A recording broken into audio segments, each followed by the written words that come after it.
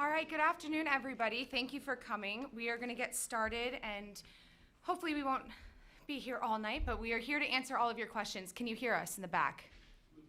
A little bit more, if you can help us.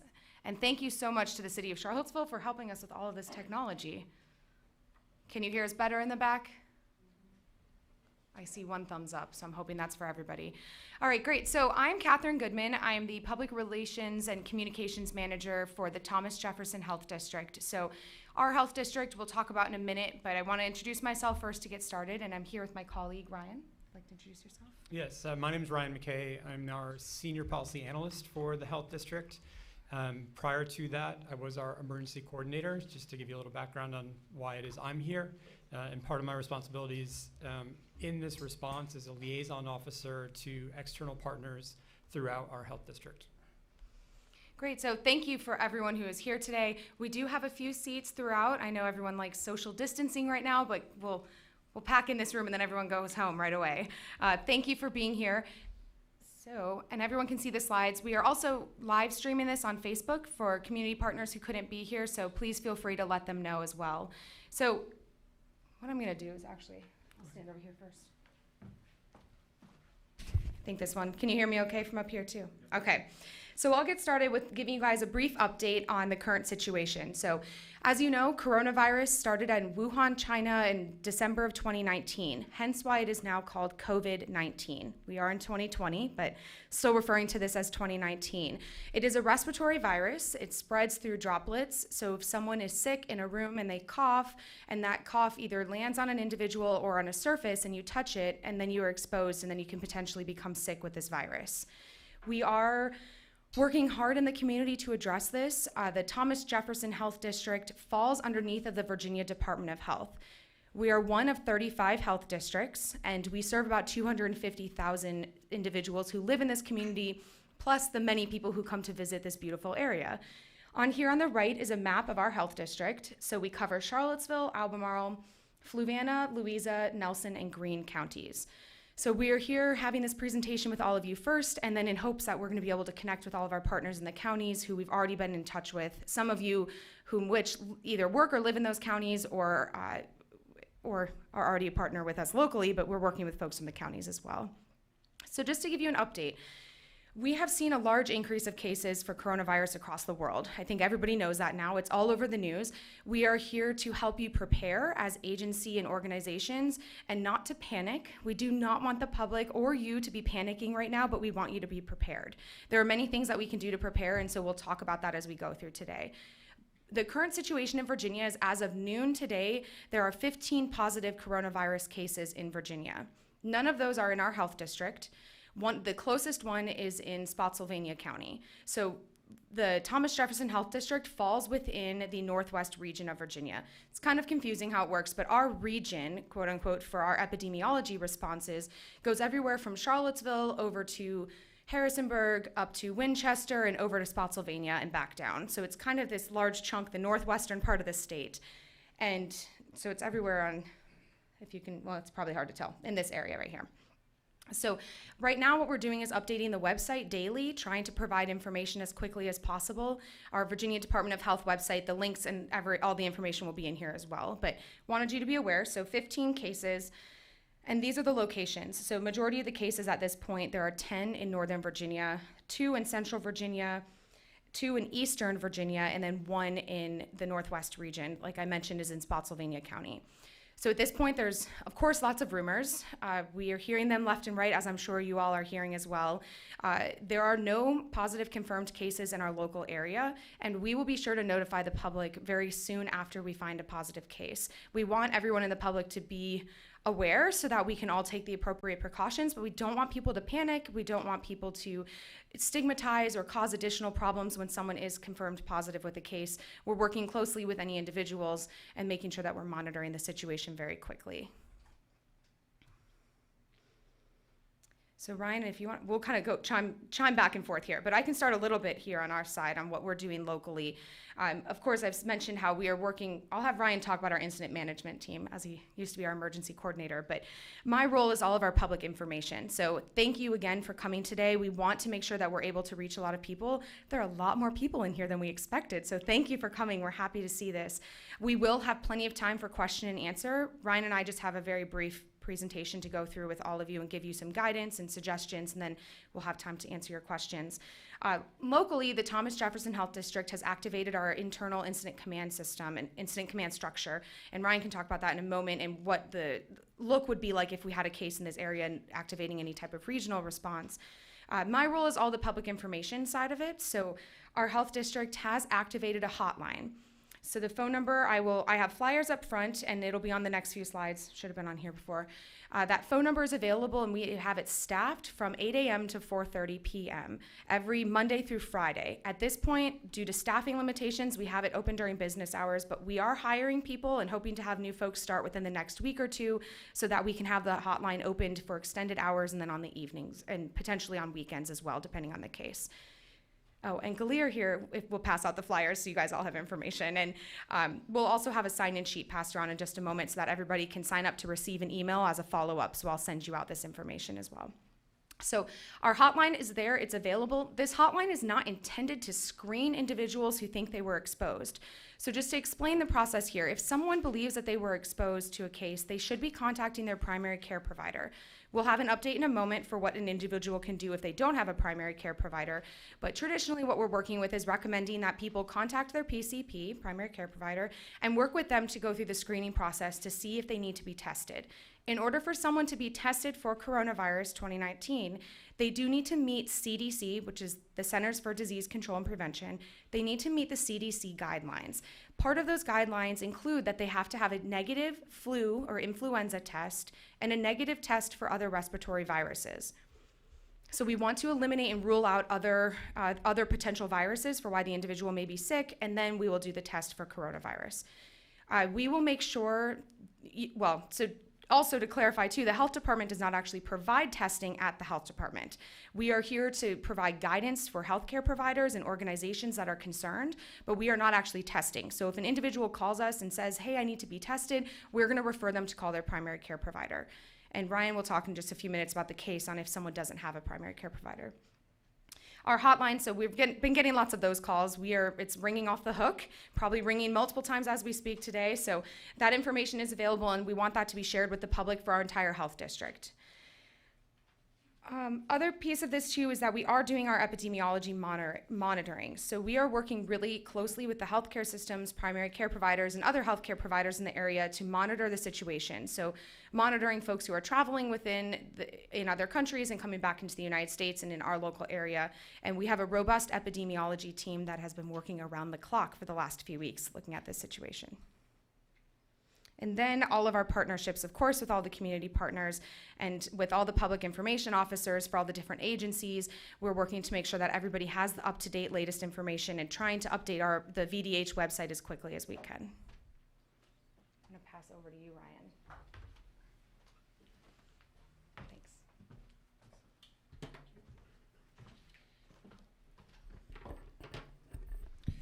All right, thank you, Katherine. Just so you know, I have a list of questions that a group of us put together to make sure that we answer those as anticipation of what you might want to know. So that's why I'm looking at my phone to make sure I check those off. So a couple of things. First, what are we doing as a local health department? What's VDH doing across the state as far as our planning and current response to what is happening? So Katherine mentioned incident management team.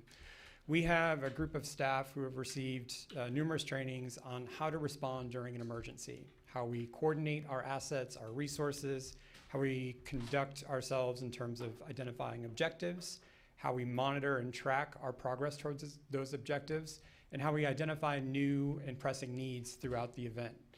Our incident management team has been activated for quite some time. We are expanding our activation. Katherine mentioned staffing. We are reallocating staff as we can to meet our current need. Part of that is that we are seeing a number of cases growing here in Virginia, but across the country. And what we are doing is anticipating what that would look like in our community for the first person that is confirmed or presumptive with COVID-19, or in the event that we identify some sort of community transmission. And what that means is we have identified someone where we can't actually determine exactly where they contracted the disease, where they were exposed to the virus. For example, a lot of the criteria right now is based on travel history and then direct contact with individuals. Those are going to initiate different types of responses depending on what we're doing, what we see. So obviously, community-wide transmission, we are going to activate much bigger. Part of that activation will occur with our local and regional partners. So incident management is something that lots of response organizations do. The city of Charlottesville, Albemarle County, Fluvanna, Greene, and Nelson all have similar systems. So it allows us to speak the same language, to coordinate in the same way, and to identify the resources that we need to bring to bear when resource requests are made. We've had numerous events in the last probably decade in practicing and actually applying those skills. So H1N1 was a pandemic influenza in 2009, 2010. In 2012, I believe, there was a measles outbreak in a private school where we needed to act quickly to reduce and minimize the spread and contain that spread from the community. We've had other activations that are not public health related, but all of those have brought us to this point where we've established the relationships, established the partnerships so that we can work in unison to provide and promote public health in the community. And I think it's really important to understand that this is a whole community response. You all are here because of that. You understand the implications for the people that you work with, the people that you serve in the community, and we're looking to everyone to help with some of the answers. The information that we provide today, tomorrow, in a month is rapidly going to change from 1 minute to the next, one day to the next. We're not gonna have all of the answers directly, but we're gonna look to you to be partners with us in making decisions and finding those answers, relying on the relationships that you already have established with your organizations and your partners to make sure that we can identify the best route for that. And so that's a little bit about the incident management team. Ongoing planning with our response partners. So our emergency coordinator, her name is Jessica Sala. She's not here. She actually was in a meeting with first responders from across the health district to determine certain protocols on how to respond when there is a call involving someone who may be have been exposed, who is in quarantine. So quarantine means an individual who may have been exposed and we're trying to determine whether or not they are actually sick with the virus, or they could be asymptomatic and we're just making sure that they're not exposing others. Isolation is another term you may be hearing. Isolation is when we separate people who are sick with a disease from healthy people so that we can minimize or mitigate the spread. So those are two terms you may be hearing in the news, maybe reading about it, and we'll talk a little bit about that as we go on throughout the day. So that response with our planning partners is to make sure all the protocols are in place. It protects our first responders when they respond to a potential call. It gives instructions, hopefully received, on how to give information if people are calling 911 or seeking assistance in terms of their history, their potential exposure. Again, this is all about mitigating or minimizing the spread of COVID-19 as we move forward. There are a number of weekly calls and emails that are happening. So with our response partners, we do a weekly call on Tuesday mornings. Our emergency coordinator and Katherine, our public information officer, are sending out weekly emails to response organizations. We will and are collecting information and contact information today where we will send out specific information to providers who serve those that don't have access, who are experiencing homelessness, who live in long-term care facilities, so that we are providing specific information for those groups. All right, so a little bit on the epidemiology side and what this means and why whole community is so important. So this is a graphic that's been shown many different times. This particular one's from an article in Vox. And it really looks at and talks about flattening the curve. So what does that really mean? If we were in any sort of outbreak, whether it's a pandemic, an epidemic, something that's much more localized, if we were to go without preventative measures, what we would see is sort of this traditional high spike in cases. The line with the red arrow is hospital capacity to meet demand. That's going to remain flat. Even as hospitals discharge patients, cancel elective surgeries, minimize the number of people they're bringing into their system, this is always going to be a flat line.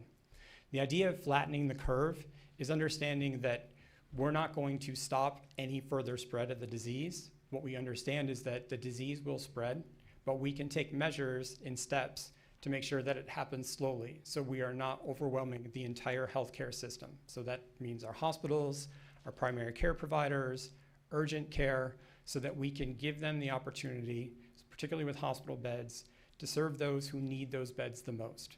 That could be related to COVID-19, and it could be what we see day to day, individuals who are sick and need support, individuals who have been in an accident, or some other emergency that requires hospital care. All of the actions that we're taking, all of the things that we're seeing, particularly in the last 24 hours with canceled tournaments and canceled concerts and minimizing the number of people who are in closed spaces, all of this is in an effort to flatten the curve. We are going to see the numbers. The goal is to make sure that we see them over time and not within such a short time frame that we're overwhelming the entire system. So we'll refer to this often. So what are some other things that we're trying to do in terms of mitigating this? Social distancing is one of those things. Reducing the density of people who are meeting together in single spaces that would potentially increase risk. So again, it's no basketball tournaments, it's no March Madness, it's suspending different things that we normally would see in our day-to-day lives. It's asking individuals to take care of how they use their personal hygiene. It's coughing into the crook of your arm, not your hands. It's simple things like elbow bumps or air high fives when we're meeting people. These different things where we're trying to create distance between ourselves. 3 feet tends to be what we're hearing from CDC in terms of social distancing that would protect you and someone else. One of the things that we're noticing is that there are a lot of people who are asymptomatic or have very mild symptoms who may not even think initially to go get tested or to stay home if they're sick. So keeping that safe distance is going to be part of that. The trick is now, how do we convey this messaging? How do we work with the people that we serve, all the different individuals that we're trying to reach? That can be a struggle on a day-to-day basis. How do we communicate that to them, and how do we support them within the context of this emergency? One thing, so that Katherine mentioned the testing. So the University of Virginia Health Center is using their teen center as a testing location. This is not up and running yet. This is not up, okay. We just heard it's not up and running. What we will do is we will provide information and work with the university to make sure that messaging gets out. This is the number, but a couple of things. People have to call in advance to set up an appointment.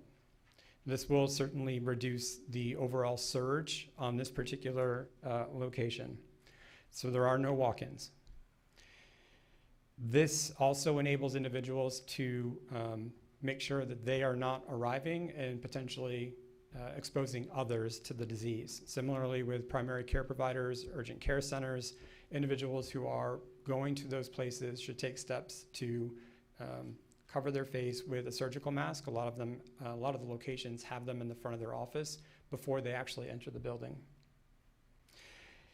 University of Virginia has decided not to test well individuals, and they're going to adhere to the CDC guidelines for testing.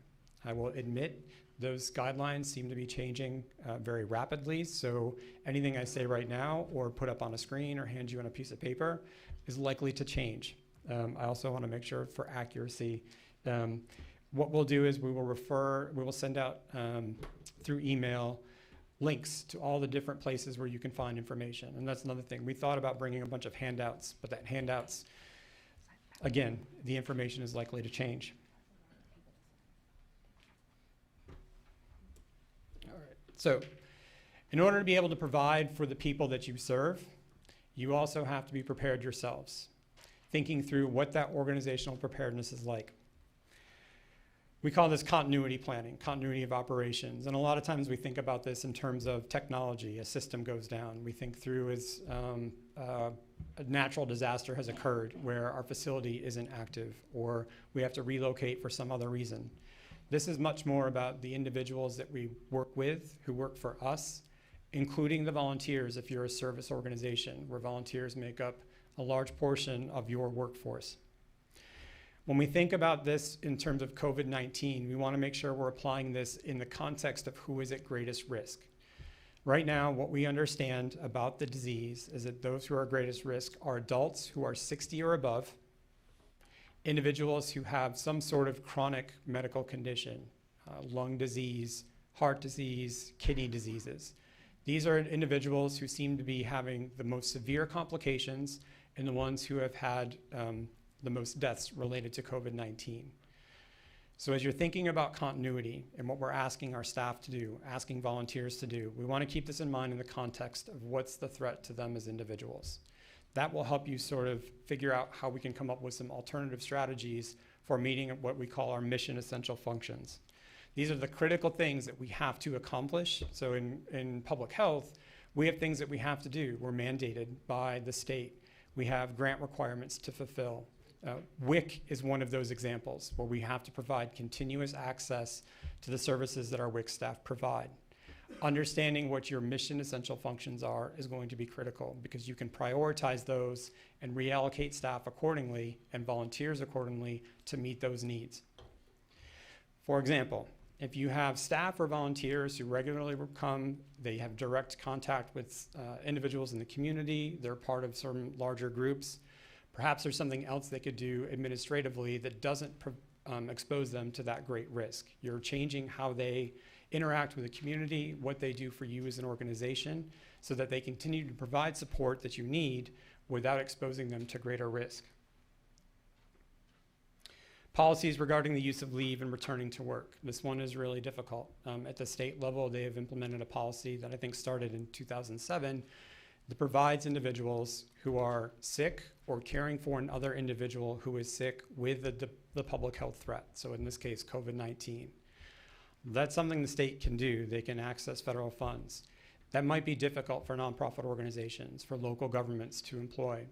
One of the things that we can do is to encourage people to stay home, to contact their private care provider, to access the support services they need, is to actually have some sort of policy in place where they'll be promoted and empowered to make those decisions about quarantine. For example, not having individuals use up all of their sick leave and all of their vacation leave while they're on the 14-day quarantine, or if they're caring for someone else. Again, these are sort of emergency only type uses of leave.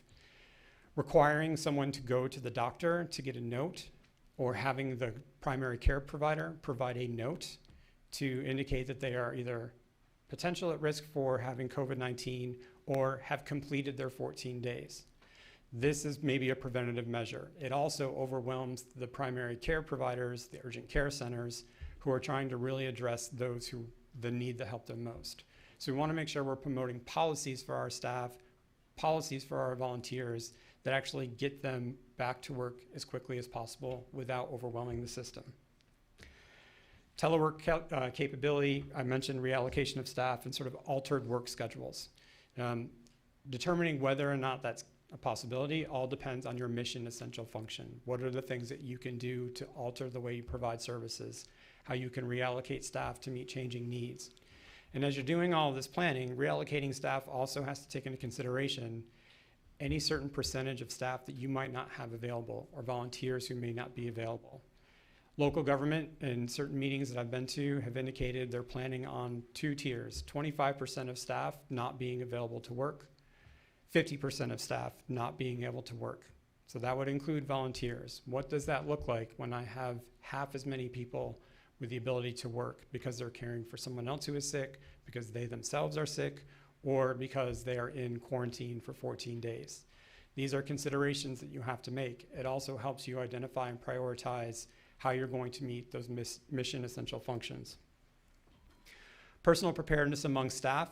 We want people to be prepared for that 14 days. What does that look like?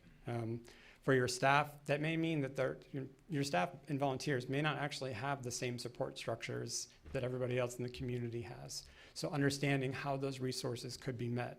If you're home for 14 days, do you have someone who can buy you food? Do you have 30 to 90 days of medication? Do you have insurance to access medication? If not, then we have to think about some strategies and how we can provide that to individuals who desperately need that for their day-to-day living. While we don't want to panic, we also want to understand that there's going to be disruptions. Services are going to be altered. We're going to have different work schedules. At the health department, we've already implemented our continuity plan.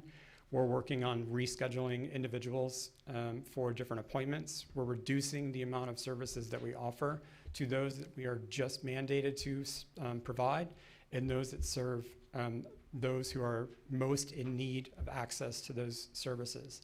These are things that we should prepare our staff for. We should prepare the individuals that we serve.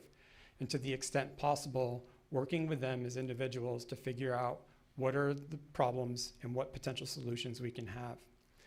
As part of that incident management team and the sort of the broader regional response, in that command structure, there's something called the Human Services Branch. And this brings together public health, social services, other service agencies who work for local government, who could be relied upon to try to address some of these problems, to determine what resources are available throughout the community, what we need to ask for at a state or federal level to provide support for those individuals who don't currently have access day to day, and it is only getting worse because an emergency exacerbates that need. So I say more info here, but there's a lot of information in what we can do to prepare. So thinking through your organizations, what are the things that we could do to work on now to make sure we are prepared? Different facilities, so those that are congregate care, long-term care facilities, adult facilities, assisted living facilities. Centers for Disease Control has put out a tremendous amount of information. Some of the policies we may want to look at are visitation. Who is able to come in? What are the protocols for that? Family members want to see their loved ones who are in facilities for some sort of care. We also want to protect those individuals. Washington State has an example of lots of exposure to individuals. Individuals passed away from COVID-19. I believe there was 23 deaths in Washington State at one point, and I think 20 of them were from the same long-term care facility. What we can do to mitigate the spread, particularly those for our risk, are put in those policies and procedures that limit the number of people who come in and have strict guidelines on what they need to do before they enter the building. So we want to make sure that we're communicating that to the individuals we serve in those locations and then their family members. And again, communication is going to be really important. If individuals, family members want to see their loved ones, that may not be possible. Number of photos out there of individuals going to windows to visit and to see them. Long-term care facilities, assisted living, congregate care should look to technology to the extent possible. Is there a way to set up FaceTime, Skype, for individuals to contact and see each other and talk to them if they want to actually physically see them? Thinking through the technological advantages that we have to support those individuals is going to be critical in allowing people to understand how well their family members are doing in that situation if visiting is not possible.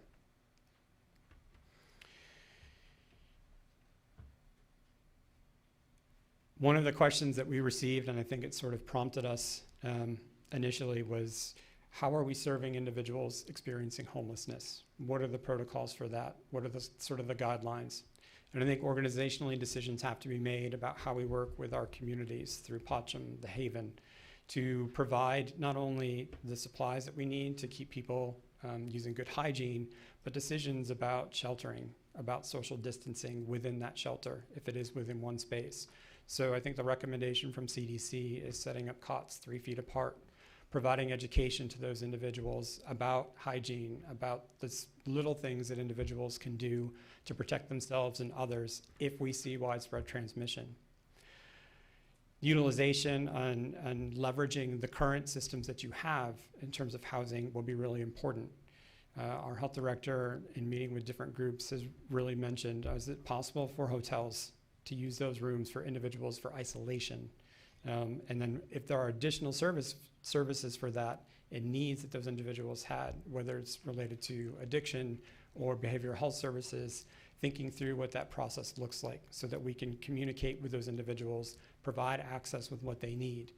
And that's where bringing this group together, the experience, some of those things aren't health department functions, but working through with different organizations to come up with strategies and processes for that. As much as we can, we want to leverage those day-to-day processes and those first, and then when those processes aren't available, then we look to the next level, where we may call human services branch. You may reach out to another organization to determine what they're using for those situations. For those volunteers and staff that work in homeless shelters, for the faith-based communities who may be hosting individuals, working with them to understand and communicating what the needs are, and making sure they have the ability to provide the right resources for individuals, understanding that it's 3 feet between cots, that we want to maintain social distancing, that staff should be prepared to keep their distance. If surgical masks are available, and I know these supplies are in great demand and very difficult to get, if they are available, utilize those for individuals coming in if they have any signs and symptoms. Katherine referenced the hotline. If you have someone who we think has potentially been exposed, who may be ill, you can call us. We can work you through some of the decision-making related to that. If you think it's someone who needs an emergency transport to a local hospital, we want to make sure we communicate exactly what it is that that individual needs to be transported for, so that our first responders can be prepared, so the hospital can be prepared when those individuals come in. I know there's some communication happening between city and Albemarle County Fire regarding transport for long-term care facilities. They're working on a plan for that. That plan will help support what we can do to make sure that we're not exceeding that threshold for local hospitals. I'm going to get my water 1 second.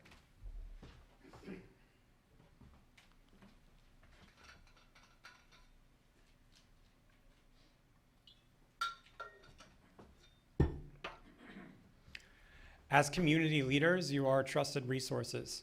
Whether it's faith-based, you're running an organization that provides food services, or you're running a homeless shelter, you are the trusted resource. You are the individuals that many of our community members go to for guidance on a day-to-day basis, for access to resources.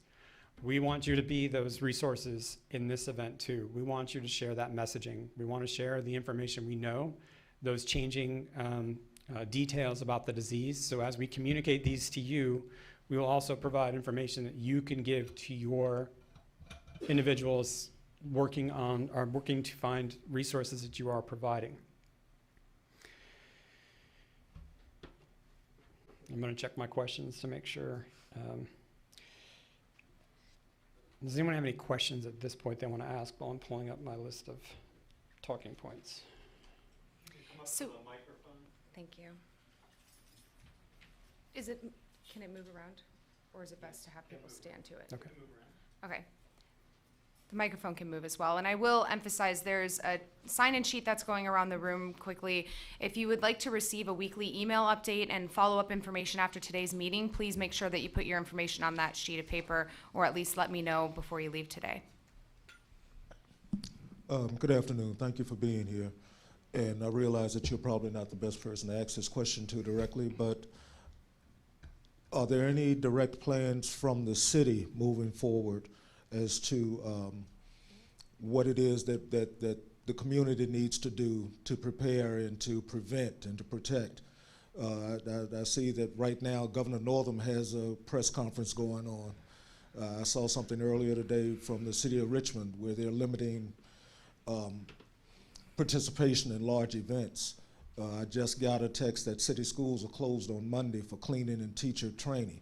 So can you give the community any more information as to what the city's plans specifically are moving forward in regards to this? I can at least provide some information, so I'm not speaking on behalf of the city, but as the health department here, we are working closely with the city to provide guidance and recommendations on how they proceed. So looking at any potential school closures and such, we are providing that feedback and guidance, working very closely with superintendents. We've been providing updates to city council and working closely with Brian here, our communications director. I know they've been sending out pretty frequent messages to the public. I think at this point, the biggest message is that the public should prepare in general for any type of emergency, but in this situation, it is possible that we could have a case here, so we want people to feel empowered to prepare in that case in which they need to be home and isolated for any certain period of time. And I appreciate that. Yeah. Just as a point of reference and information, though, not everyone can get those emails. So the Absolutely. information, if it can be sent out via television, radio, newspaper alerts, any of that sort of thing would be beneficial as well. Absolutely, and we are trying, I can assure you, I have been talking to reporters multiple hours a day for the last 2 weeks. So we are trying really hard to work as closely as we can with media outlets to get the message out. We also are here to also ask for your help, and all of you, as Ryan has said, is that you are trusted resources for the community, and you may be able to reach people that we can't. And so if you have folks to share this information with, please do. And we have posters, the links that we're sending out, there's a ton of print materials on there, so we can hang things around town as well. So if people aren't able to actually use technology to access resources, we definitely can. But thank you.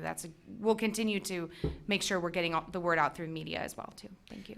And to add to that, again, speaking for the health department and not for the city, on Wednesday I attended a city incident management team. So the city and the county, each locality we serve, have their own incident management teams. And the city has gotten started on their planning process.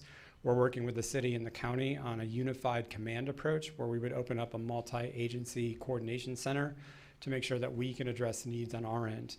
And again, to reiterate, whole community response.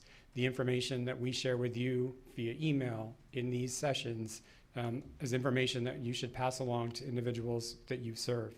If there is an interest in having us come and speak directly to individuals, or another way that you want us to provide that information, we can do that. We want to make sure that we're meeting the needs based on what you what you know about your communities, because we may not serve all of those individuals in the ways that you do, and you have the best understanding of how best to reach them. And we can work together to make sure that that messaging is hitting all of the individuals who need it the most. Thank you. Michael Williams here from UVA, and I just want to correct, the COVID clinic is open during work week hours, so 8 to 5 essentially, and it is occurring in the teen health space. But please do call ahead. We can't have everybody just show up and showing up as so that the directions are correct, but it is in fact operational. Oh, good, thank you. We had received a message right before we started, so we weren't quite sure. So I just confirmed. Perfect, thanks, great. So we'll make sure to share that information as well.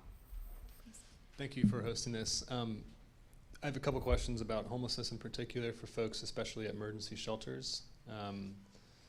You mentioned that if someone needs transport and it's suspected that they might have COVID or have symptoms, to alert, do you want us to call you all first, or just alert Nominal 1 that this person may be suspected to have this? I wanted to make sure that we're doing the right things at shelters if someone has that, or generally speaking. Could you clarify that real quick for us? So an individual who may be showing signs and symptoms but doesn't necessarily need transport to a hospital for more care could be isolated, and then you could contact us at the hotline and give us that information. Someone who's sick and clearly needs transport, then you would call 911, but then you would provide that information when you contact them so that they can be prepared. And we've had some conversations with the Emergency Communications Center about asking some prompted questions for calls that are related to respiratory illness. Something similar that we did in 2014-15 with Ebola. So questions would be asked about travel, about contact with individuals who were exposed, or contact with individuals who were known to be sick with COVID-19. Sure. But for the general, most likely it's going to be an individual who's mild. So remember that 81% are mild cases.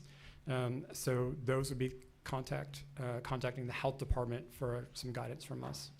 And this may warrant maybe some project planning with partners here from emergency shelters with you all, if you'd be willing, because I think there's a lot of particular details that we need to work out. For instance, this is a particularly vulnerable population that's already susceptible to respiratory illness, and many people are already having those symptoms.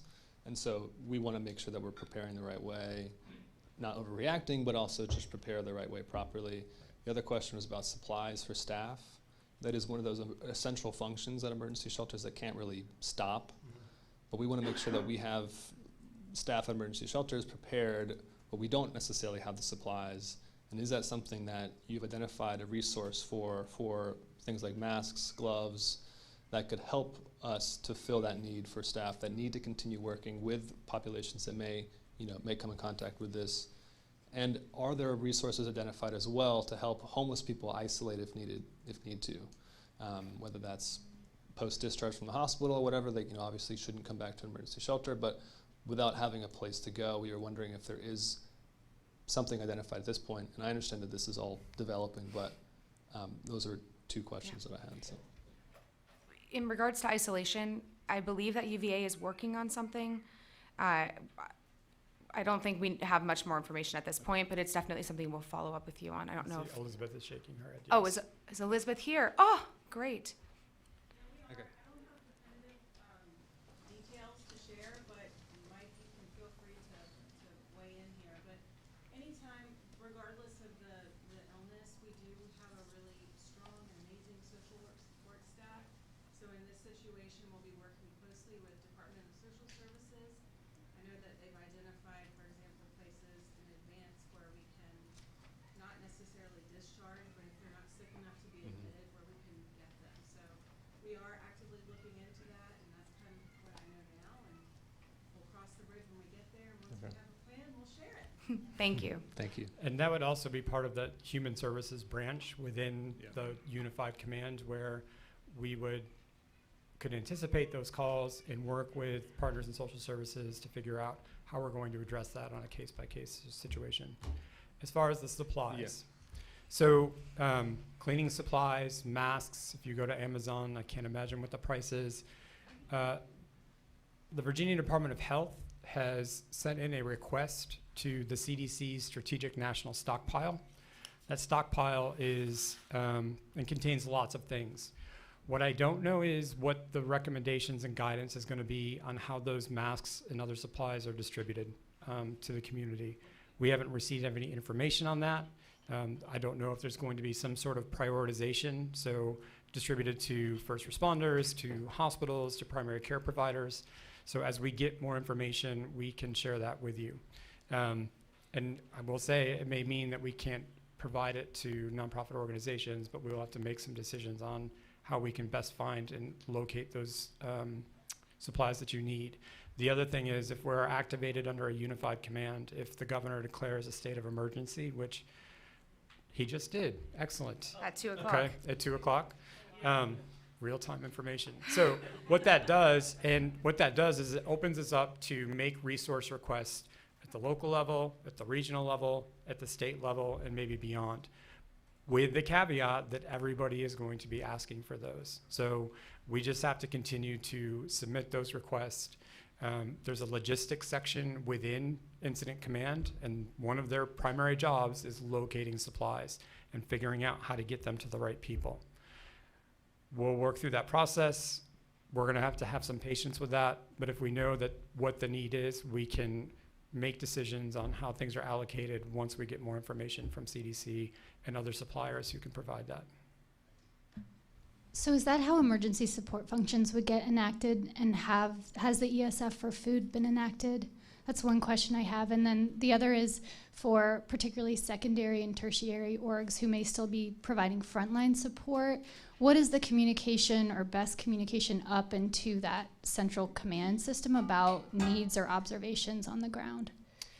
So we haven't, the Incident Command hasn't been activated at the city, county level.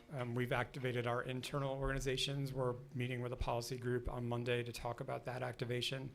And I think we would provide contact information into the EOC, the Emergency Operations Center, so that we can collect that information. And we would make that the phone number possible. So no ESFs have been activated.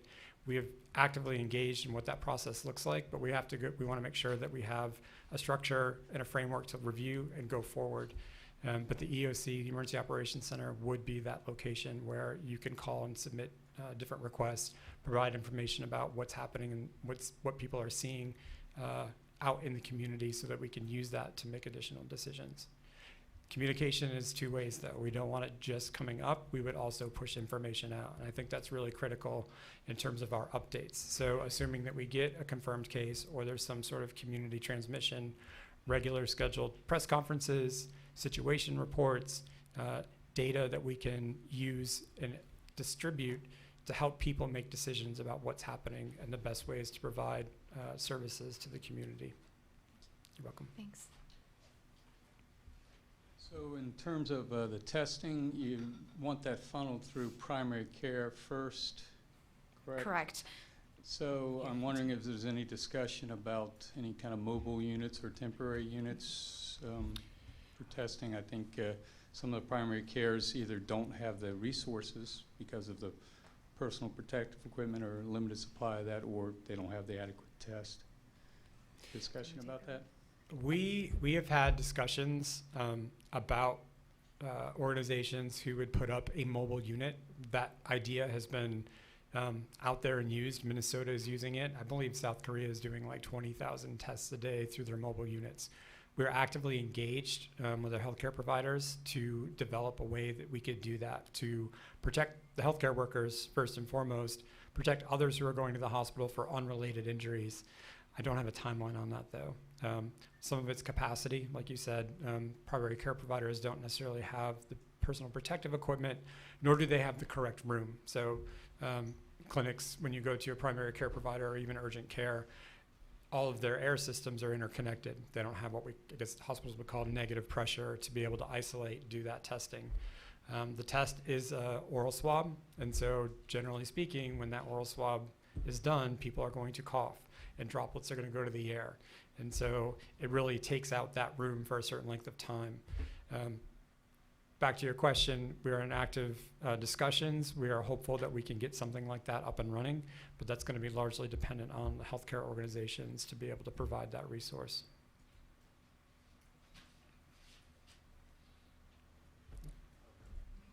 Thanks. So in terms of a technical medical question and the risk stratification that is listed on the CDC, I'm trying to figure out who to quarantine and who not. So high, medium, and low risk, not considered at risk, and being in one of those areas that's a contained system with multiple people. I'm looking for guidance on that because I haven't seen it specifically. High risk symptomatic, but if you're at the low risk with an exposure of somebody who is exposed, is not considered to be a high risk right now. It's even not at risk. But are we doing quarantines? Is that what's recommended? I'm looking if you have that specific information. I haven't seen it posted yet.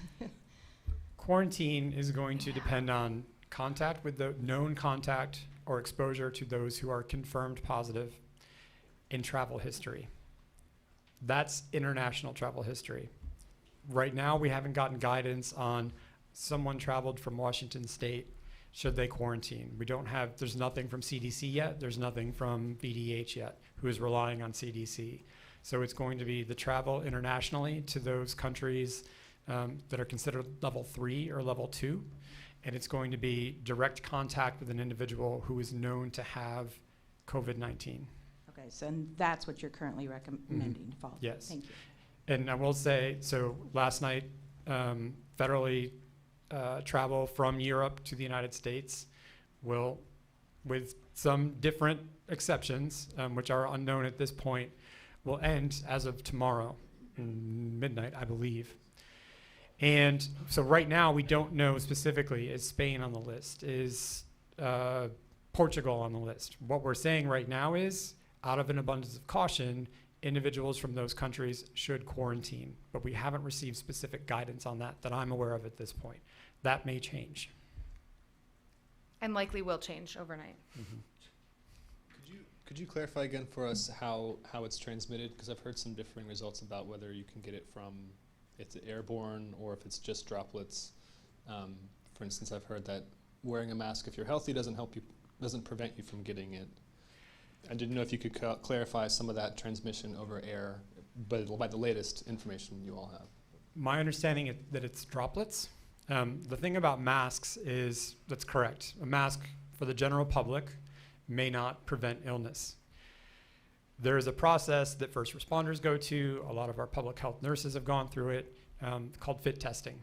And so you need a mask, it's called an N95 respirator, that fits specifically to your face. And you go through this process. It's not actually a pleasant one, but that provides you with protection against lots of infectious diseases.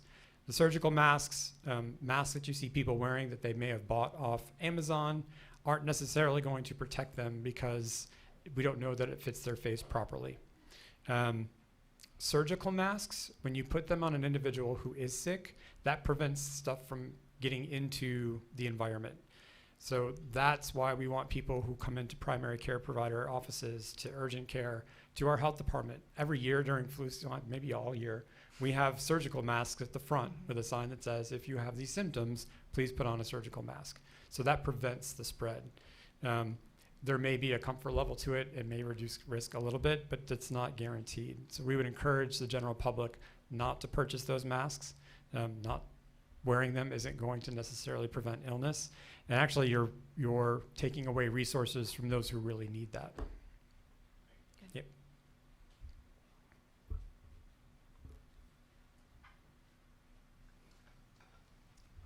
I have a question that relates a lot to things that we may do outside of our roles. As you said, we are often leaders in our community. I haven't heard a lot about worship, faith-based organizations, and soup kitchens, where a lot of people, or most of those are run through faith-based organizations. Is there anything to that you would advise for those types of? I think it's a difficult answer. That's not a single answer for that. There are many things any type of large congregation can be doing. Of course, anytime someone is coming into this space that is presenting any symptoms, we would recommend they go home, unfortunately. We plan on touching base with many of the congregations in the next coming week, because we know April brings Easter, Passover, there's going to be many services, and so we will be looking at community mitigation and what we should recommend for those large gatherings, and hoping and encouraging congregations to have some sort of technology so that maybe they can provide a service where they can live stream their mass or their service for people who are sick or can be at home, and also that social distancing where we're encouraging folks to maybe not be in such close quarters at the time. Regarding soup kitchens, I will write that down, so we will look into it. I will say there's a lot of different agencies that we need to be in touch with, and so that's why we're glad to get a handful of folks together today. But congregations and faith-based organizations they are on the list for who we're working with in the next week to help give some guidance on things. So I think I know, are following the 100 rule or whatever, and I know there's nothing magical about not having more than 100 people together. It just kind of makes it a little easier to follow if there is a case identified, and also not overwhelming our system. Is that a safe thing to follow, or?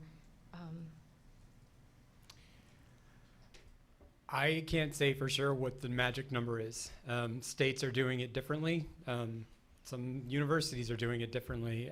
I don't know that VDH has provided exact guidance on that. I think a lot of the guidance related to events are specific to what type of event is it, where are people coming from for that event, are people coming internationally, across the country, what kind of space is it outdoors, is it indoors, what's happening in the community right now or the community next door. So it's kind of a case by case, and you really have to think through what does that look like, and are there alternative ways that you can do that? Is it particularly for meetings, if it's a larger organization, can you have smaller group meetings in different locations as opposed to bringing together 200 people in your organization? So it's sort of case by case. There's a little bit of guidance on the VDH website about that to give you some things to think through, but it all depends on a lot of the variables that we couldn't address here. And I will emphasize the VDH website, on the different slide here, the Virginia Department of Health has a website that really outlines for every type of organization, and it has a whole guidance on events. So you can read through and kind of pick of your scenario and what your situation is and what your event is, and how you can kind of walk through a checklist of seeing if you should cancel the event, if you should continue to have it. If you do have it, what do you make sure that you're providing? Lots of hand sanitizer, of course, but making sure that people have, this is kind of contradicting where we are right now, we're in a tight room, but making sure that there's space available. At this point, we still don't have any community spread in the area, but preparing definitely in case that occurs. Thanks. Yeah, and the VDH website is on the top. Are there other questions, concerns, recommendations? We are also interested in hearing from you all and things that we can be doing to assist, and information we can share. Yes, if you'll stand behind the mic, thank you. So I'm getting a lot. I'm a city councilor. I'm getting a lot of calls from from constituents wanting to know, what's the plan. And I've tried to say, I assume that people who know more than I are working on a plan. We are. You are, okay. So the question that has come up a lot has been, what are the criteria, the triggers, however you want to characterize it, for when the state health department would begin to consider making either recommendations or, if necessary, orders to go into a lockdown kind of a mode, to close public schools, to do some of those other things? I'm not asking you to tell me where you are in that process, No, but what are the We're triggers? having those conversations. Yeah, so I'm those sure. conversations are ongoing. I think that's the conversation about schools is something that's decided with guidance from public health and working with school superintendents, school boards to make that decision. I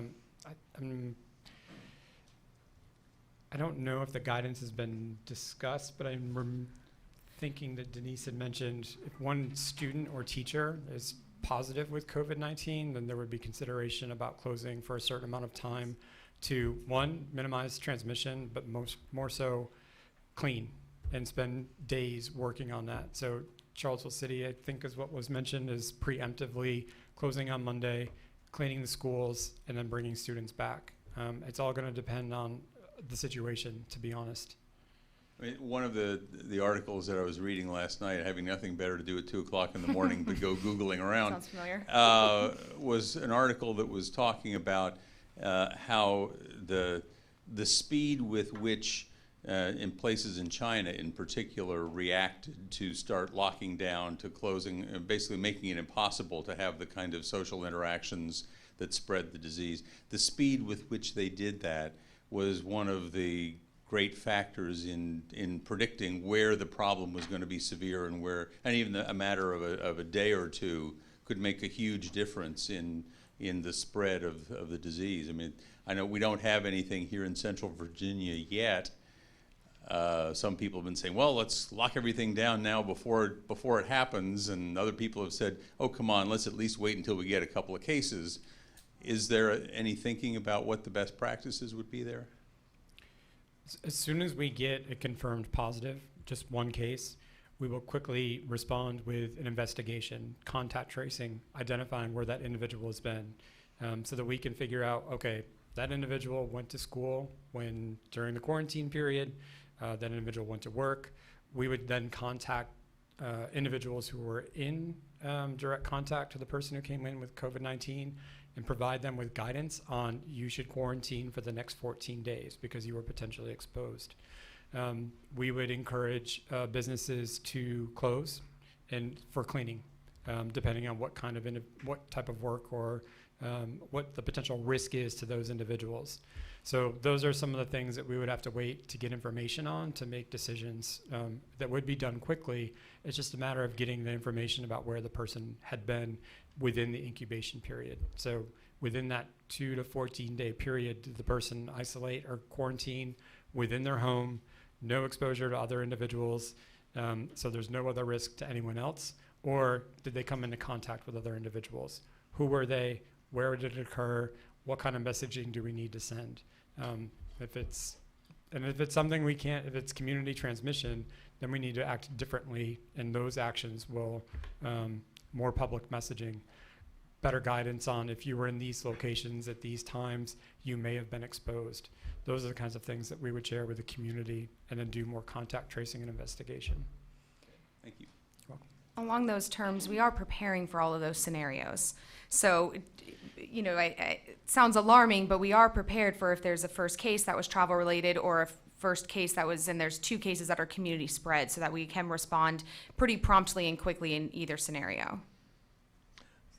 Is there going to be specific guidance for employers about how to make decisions about keeping their employees who are themselves high risk safe? And at what point maybe there's a tiered, I work with teachers and I know how many of them are over 60 and have underlying health conditions, and it's a lot. And so I want to make sure there's some real talk about how do we make sure that the people who should be isolating themselves away at home to keep themselves safe are not also being expected to be frontline responders to keep the community moving forward? Because that's two different pieces of advice that the same person can be given as to what they should be doing.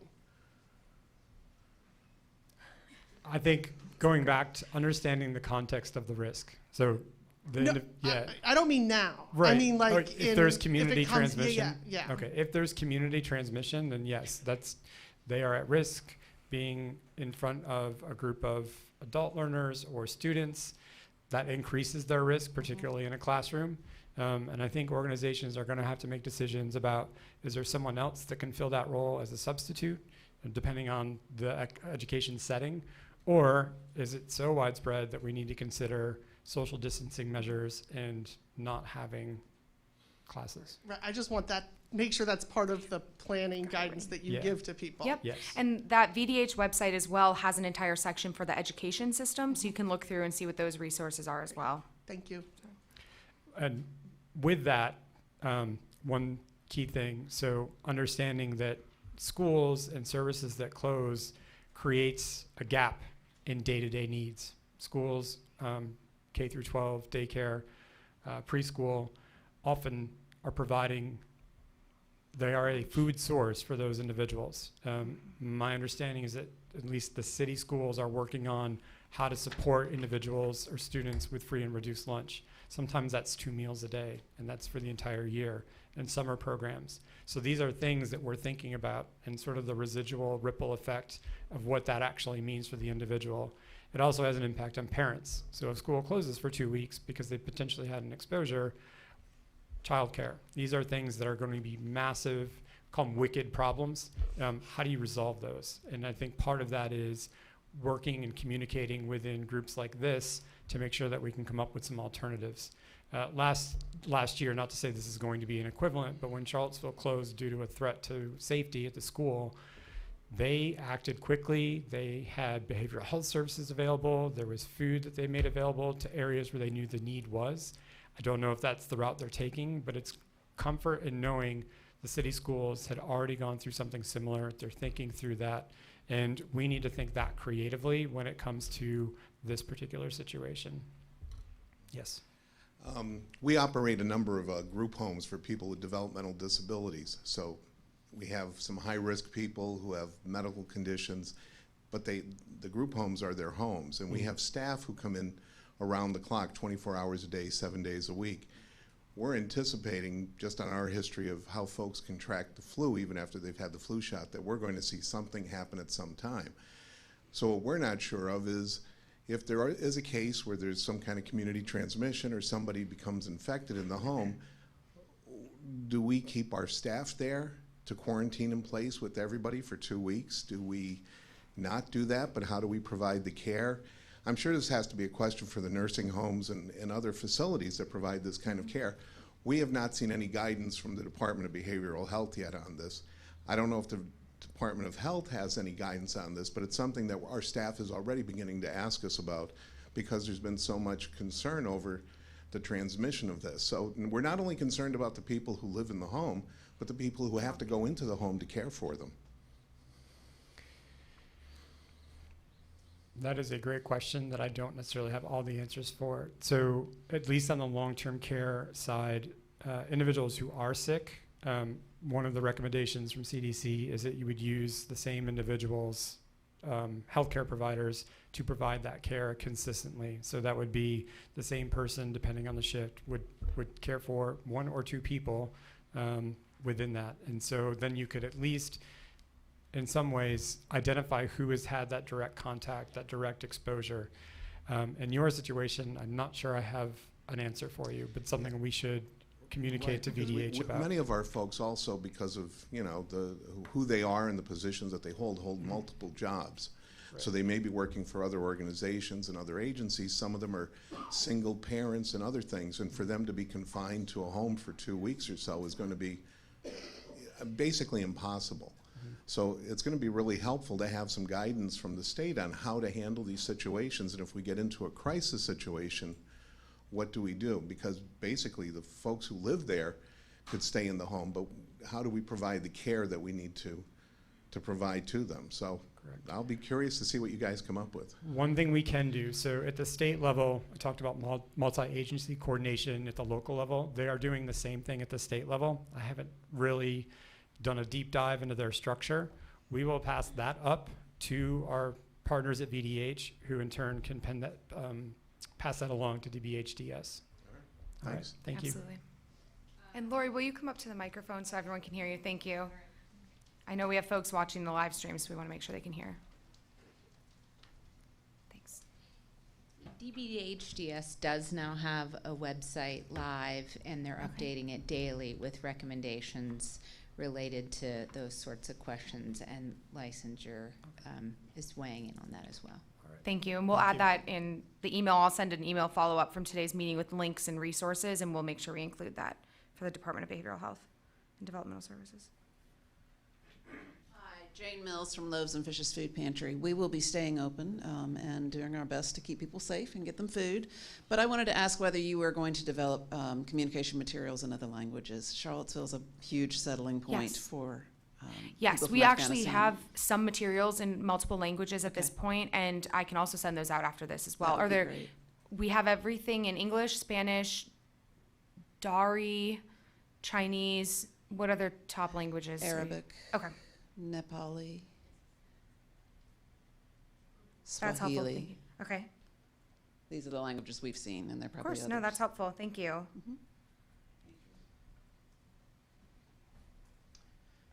Hi, with regard to anticipated staffing shortages, and I'm thinking in particular things like healthcare workers, nurses, has there been any discussion about some sort of clearinghouse as far as having backups to facilities if we get to a point where people are sort of dropping like flies and we're at that 50% staffing point? And trying to look at resources for finding healthcare workers, particularly nurses, from other locations, whether that be some kind of a nurse finders type of organization or some other type of clearinghouse for that type of thing. Not that I'm aware of, but that's something we can send up to the Virginia Department of Health to ask for some guidance on that. Great, thank you.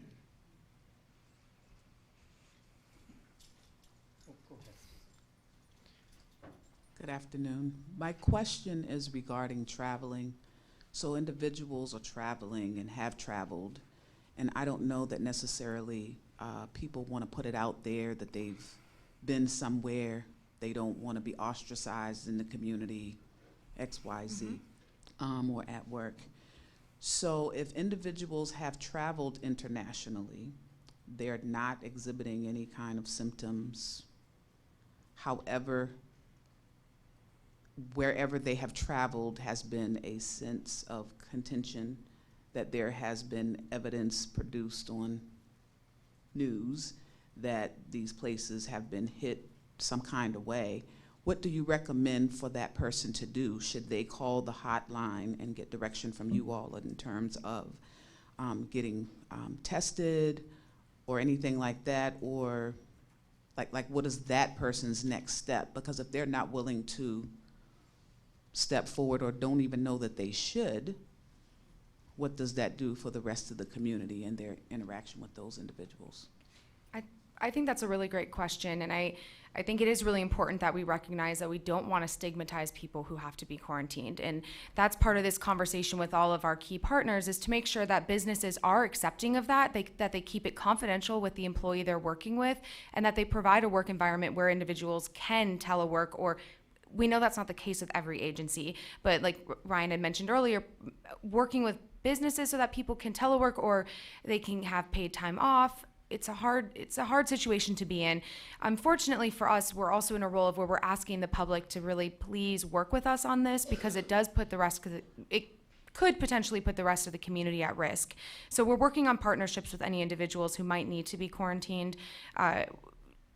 It's a really tricky thing, but yes, individuals in that situation can absolutely call our hotline, and we will work with them to make sure that they have resources available, and that if they need guidance on how to talk to their employer, we are happy to do that. They wouldn't necessarily need to be tested right away. What we would recommend is that they go through 14 days of quarantine and then potentially see if they have any symptoms. And if they do have any symptoms that present, they would ideally go into their primary care provider calling first to let them know they're coming and get tested for flu and respiratory virus first, and we would see if they would qualify to be tested. But ultimately, I think what it comes to is that we would highly encourage that they follow their quarantine recommendation. Okay. I know it's hard. I guess because when we're talking about 7, 14, and 21 days, like those numbers can be interchangeable depending on what you're looking at on the news and what that looks like. So if time has already passed and people have traveled and went different places, do they wait to inquire? And Call if something us. happens, okay. If you have any questions or concerns, call us at the hotline. We'll definitely be there to help. Thank you. Thank you. And if the individual, if it's been 14 days, then, and they're beyond the 14 days, that's the cutoff. It's 2 to 14 days of the incubation period. So after the 14 days, individuals can go back to work, they can go back to school. They're beyond the period of when they would have gotten sick. In my understanding, it's around 7 or 8 when symptoms really start to show. So not to say that they'd be safe after 7 or 8, but 14 is the cutoff. Just to follow up on that real quickly, the 14 days may have been good for them if it's after the 14 days, but what about the individuals that they came in contact with during that time?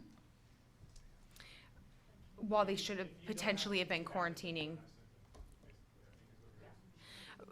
Right, so people who may have been exposed to someone who's asymptomatic, not showing any symptoms. At this point, from what I understand, is we just don't know enough about the virus yet to understand that process. If a person came back from traveling and they never showed any signs or symptoms, could they be a carrier and get someone else sick? I don't confidently have an answer for that. Yes. Thank you. Dr. Williams, and yes, they can be. We don't have any real data in terms of life course of this disease, enough to know for sure. But the distancing piece of this is critical. So Dr. Williams says, yes, they can. Thank you, Dr. Thank you. Williams. Thank you. Wondering if there are any plans being made or any discussions being had on a statewide governmental level about possibly or potentially down the road throwing and casting a huge net over the entire state and implementing a mandatory quarantine. And also, you mentioned earlier about 20,000 mobile tests being done in South Korea a day, but we're constantly hearing reports that we don't have enough testing kits here, especially when many communities require, after a positive test, at least 2 to 3 negative tests. So can you give me any information on where we stand in that regard? So I can answer in regards to test kits. I know that's a lot of questions I've been hearing from the media as well. So the Virginia Department of Health will ensure that every person who needs to be tested gets tested. That means that they meet the criteria, that they meet the CDC requirements, that they test negative for flu and other respiratory viruses, and that we can ensure that we will make sure people are tested if they need it. If we don't have enough kits, if we run out of them for some reason, we will get them from the CDC. Okay. On the testing kit side, if you want to answer that. Your other question was About government and so quarantine. Quarantine as in terms of large chunks of the state or the entire state. That is a higher executive level discussion with the governor. I know in New York, for example, they activated the National Guard for New Rochelle, and they put in some measures to try to contain the spread. But in terms of what we're hearing from the state, that's not anything we would hear from the state. That would just be announced, I think, if they were actually considering that. But I've not heard anything of that nature. Okay, and back to the testing. After a positive test, are you going to, or does the state require X number of negative tests before a person can be cleared? Because as I said, in we're hearing reports in some places that localities, states, they require 2, sometimes 3 negative tests before a person is adequately reported as being clear.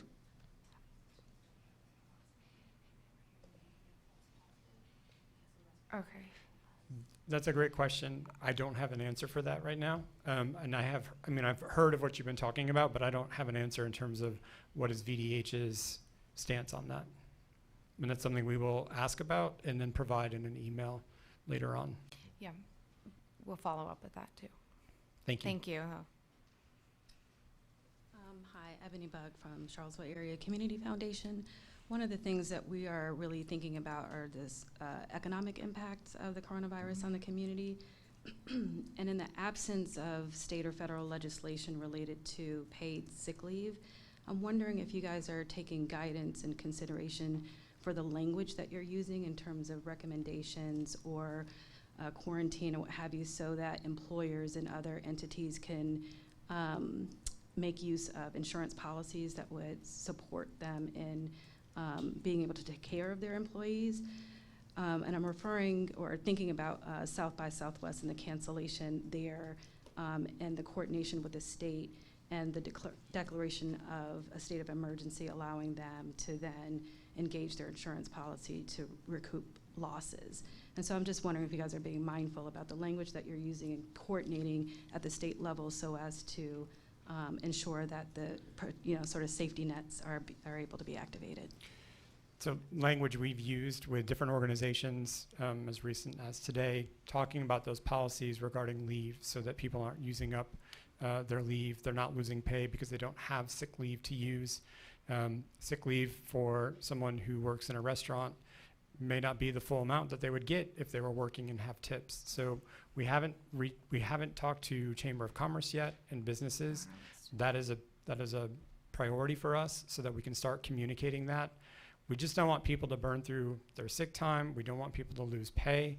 I'm not sure what the federal grants are going to look like in terms of stipulations. Well, that information came out. There's a legal or a process that has to go through at the federal level.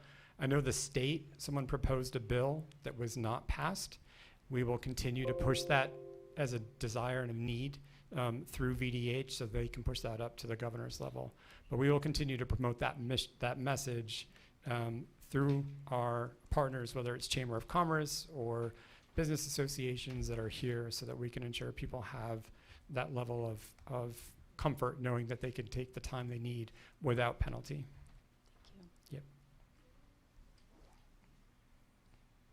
I guess this is a question for Dr. Williams. I'm just wondering Thanks how for being here, Dr. Williams. I'm just wondering how to best utilize the referral to UVA's teen testing center.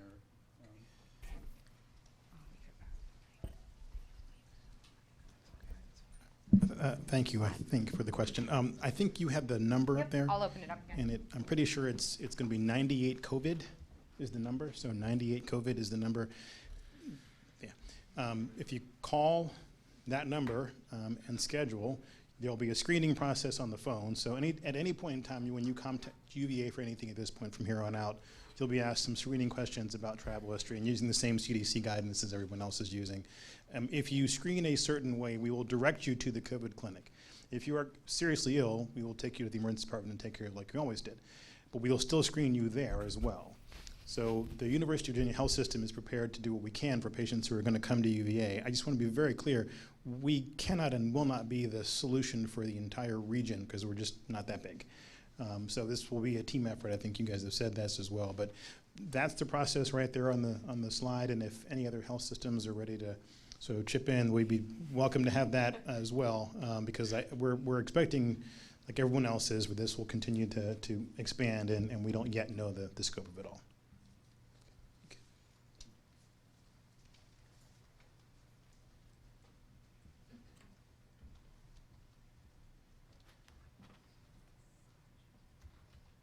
All right. We're not seeing anybody up to the mic. We want to thank you so much for your time and the great questions. We will take the things we cannot answer and bring them back. We will share the information. Oh, does someone have the sign-in sheet? Okay. I will send a new We will one. send that there around. There was Oh. one in the back. If you can pass it back forward, and we'll start another one up All front right. too. Thank you, Okay. everybody. We appreciate it. Thank you.